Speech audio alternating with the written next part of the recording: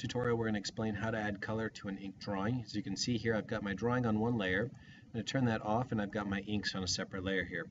What I recommend, the inks are transparent, meaning it's just black ink with nothing behind it. I'm going to go ahead and duplicate it and make my ink copy of the layer below. I'm going to rename that to color. If your ink layer has white on it, you want to switch your layer blend mode to multiply. That makes the white transparent.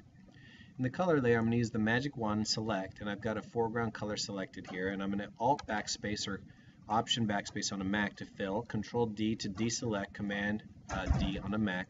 And if you look closely, there's some white pixels along the edges of my selection. We don't want that, so to avoid that, what we're going to do is instead make our selection and go to the Select menu, Modify, and expand our selection. We're going to grow our selection out by 1 pixel, and then do our Alt backspace or Option backspace on a Mac. And now you can see it completely fills it in. There's no white outline or hazing around it. Now if I turn this off, you'll notice that it actually got rid of some of our ink, but luckily our color layer does not preserve the ink. Okay, so our ink drawing is up on the ink layer and we're coloring on the color layer. To speed up the process, I'm going to go ahead and use my actions. So I use my magic wand to make a selection, and I'm going to click a new action. Okay, I'm going to call this fill and expand and fill.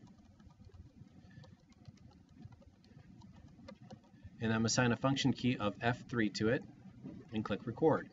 Now you do want to go ahead and set your foreground color. Prior to that, you see I move my foreground color, it will record it. So I'm going to stop my recording, take the portion I don't want and delete that portion, set my new foreground color, and then go ahead and start recording.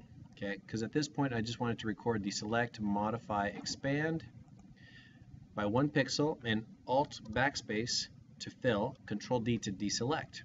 Stop recording, and now what you do is you continue your coloring process by making a selection.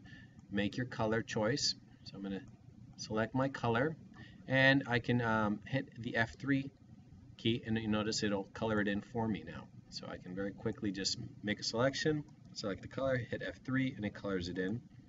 Now you may have to zoom in occasionally in these little tight corners and just use your brush tool and clean up some of those little corners, but in general you'll find that this process will improve your workflow tremendously.